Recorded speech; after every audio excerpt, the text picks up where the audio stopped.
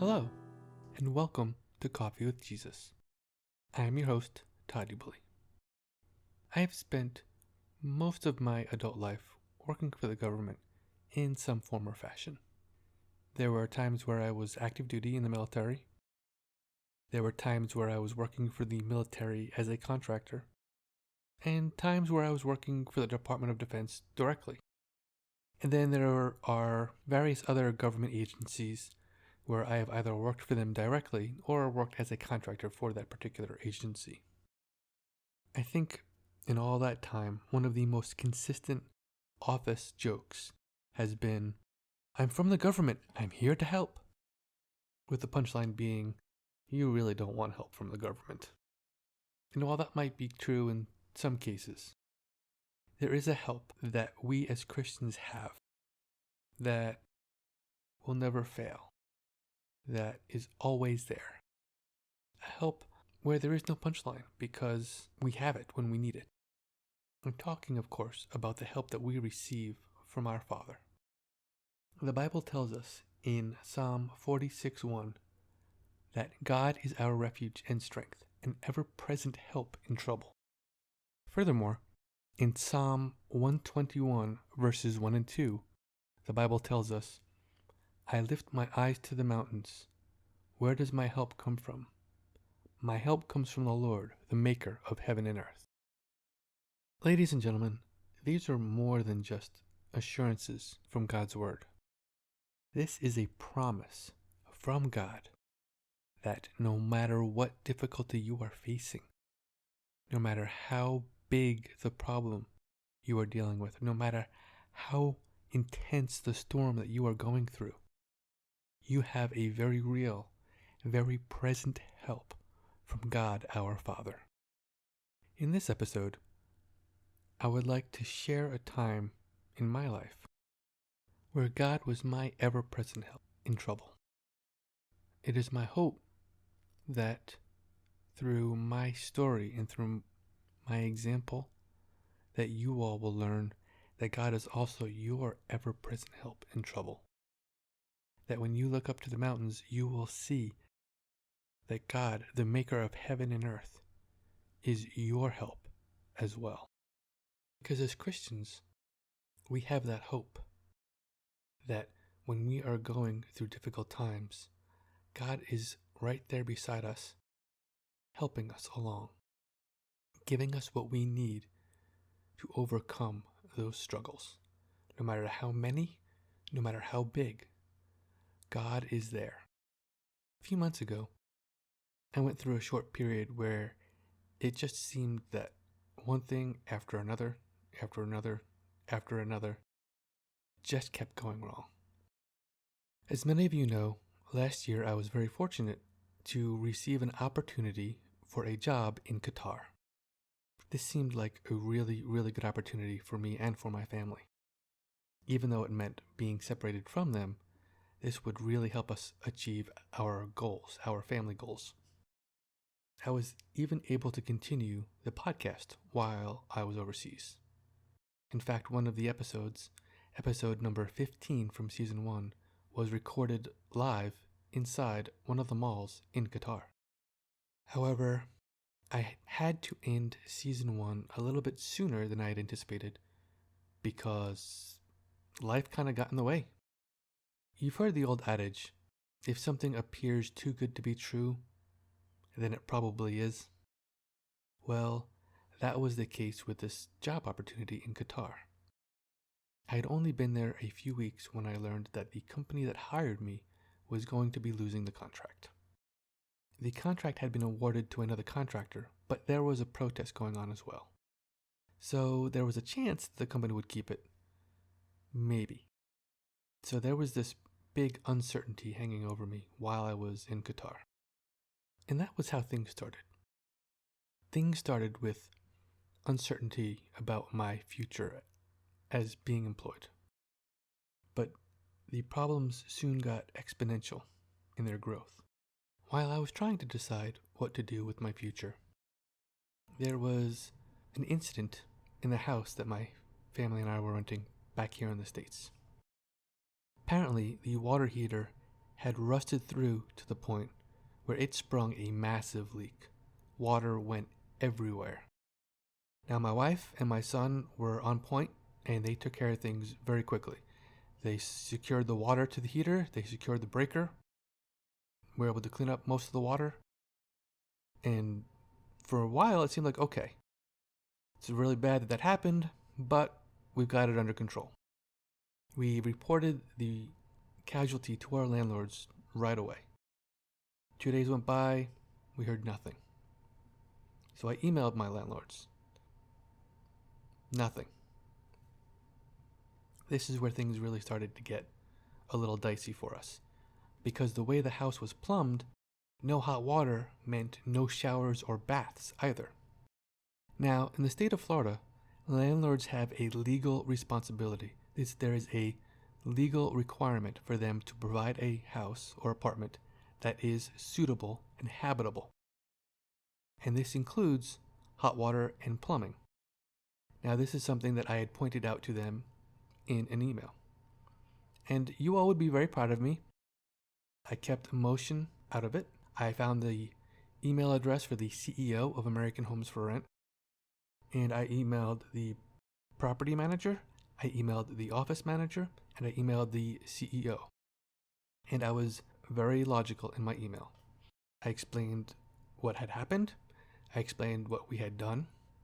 I explained what their legal requirements were. I even quoted the section of law that applied to our situation.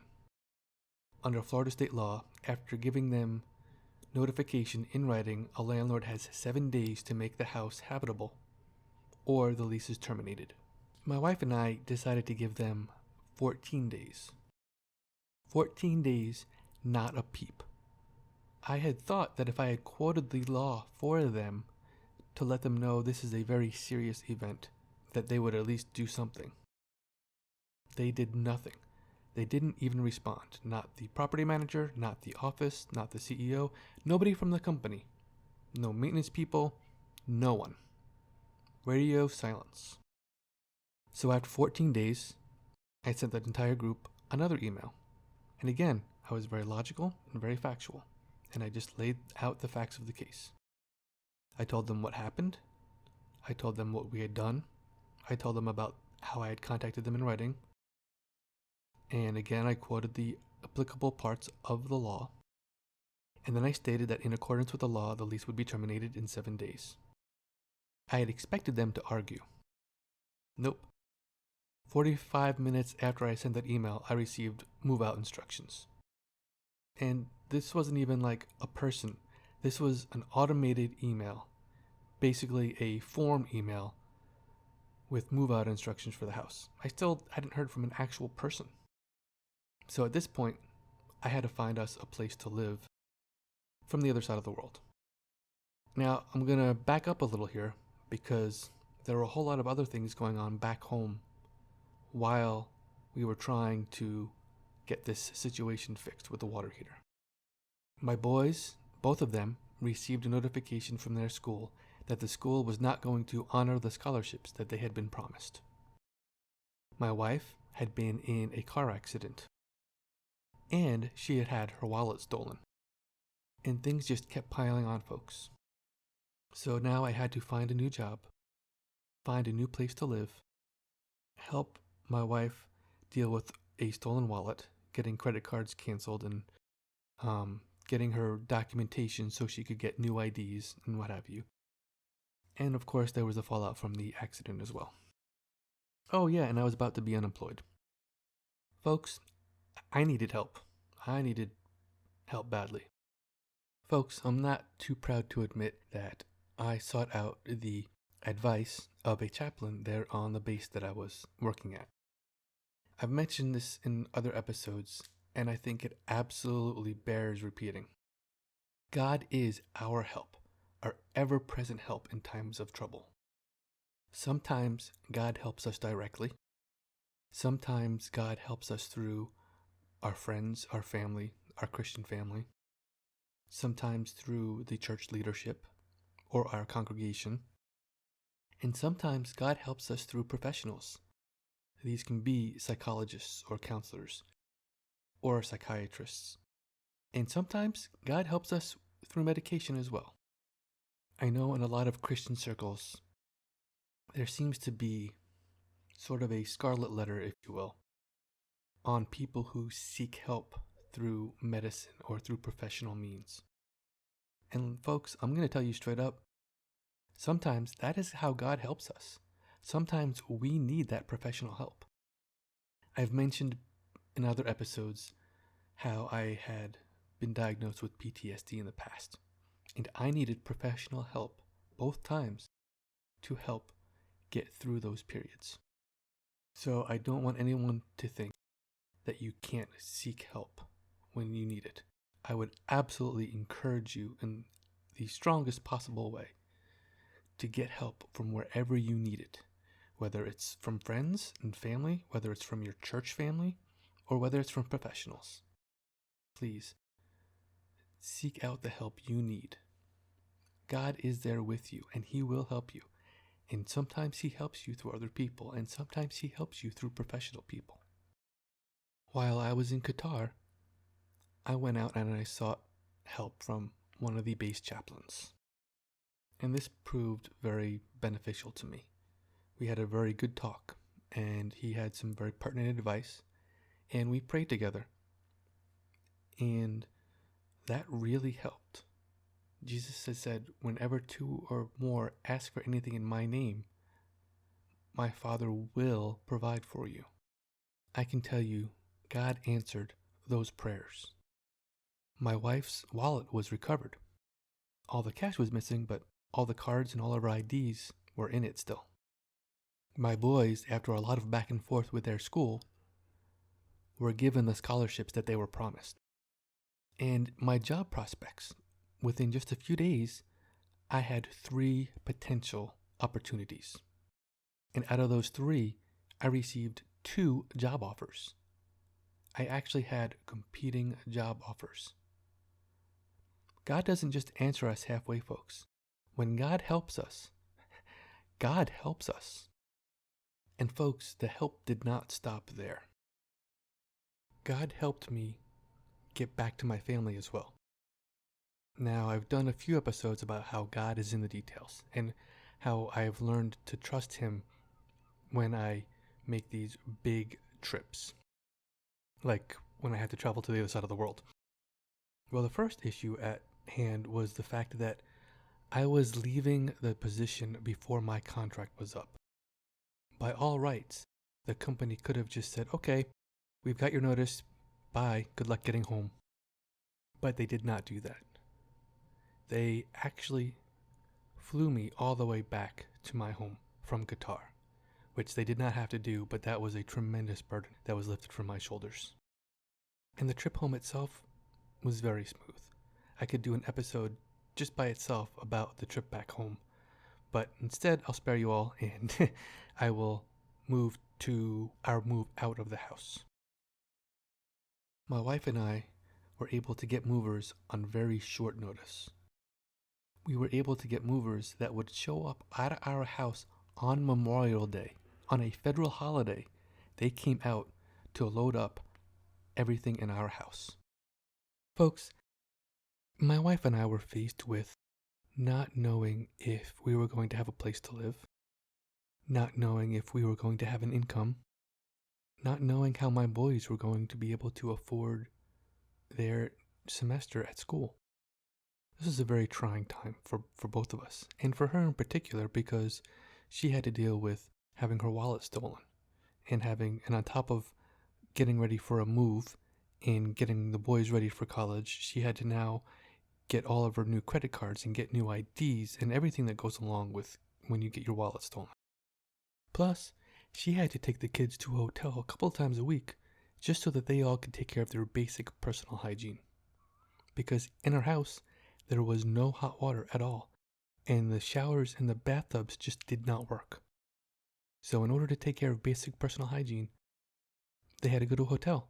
So on top of everything, she had to make multiple trips to hotels with the kids just to take care of life. And the thing is, even though it was a very stressful month, and even though it was a very stressful move, And even though it was a very stressful period of our life, God was right there with us. God was our ever-present help. Because He helped with everything. He helped me find a new job. He helped me find a place to live. He helped me find a chaplain when I needed somebody to talk to, and some advice and some prayer. He helped me get back to the States with my family. He helped me get a move set up so we could be out of the house on Memorial Day. God helped my family and I through every single thing that life could throw at us. And now, several months later, I have got a decent job. We live in a very beautiful, beautiful area. My boys are away at college, and they are doing very well. They are getting their scholarships. And the thing is, I don't know that we would be where we are today without God's help. And like I told you folks, God helps us in many ways. Sometimes He intervenes directly, and I'm pretty sure that in the airport and getting through all those stops, God did intervene directly, because it seemed a little touch and go there for a little while, but God was there and He got me through the airport to the plane and to my family. Sometimes God helps us through our friends, our family, our Christian family. I needed to go talk to a chaplain, and God brought that chaplain to me and spoke to me through that chaplain and gave me the peace that I needed and the focus that I needed to take care of the situation. And folks, sometimes God will help us through professionals, and sometimes He will help us through modern medicine. I know it's not always, kosher to say that in some Christian circles, but it's true. Sometimes God helps us through modern medicine, and there is no shame to be had when that is the route you need to go. So ladies and gentlemen, when you're going through life storms, when you are facing problems that seem insurmountable, or when life seems like it's a game of whack-a-mole, you get one problem knocked down and 3 more pop up, turn to God. Bring your problems to God. The Bible tells us in Philippians 4, 6, and 7, do not be anxious about anything, but in everything, through prayer and petition, with thanksgiving, present your requests to God, and the peace of God, which transcends all understanding, will guard your hearts and your minds in Christ Jesus. Folks, that peace is real. I know it's real because I felt it, even in the midst of life's problems. So please, bring your problems to God and let Him help you. His help can come in many forms, but it will be there. That I can promise you. As always, thank you for listening. Thank you for watching. God bless.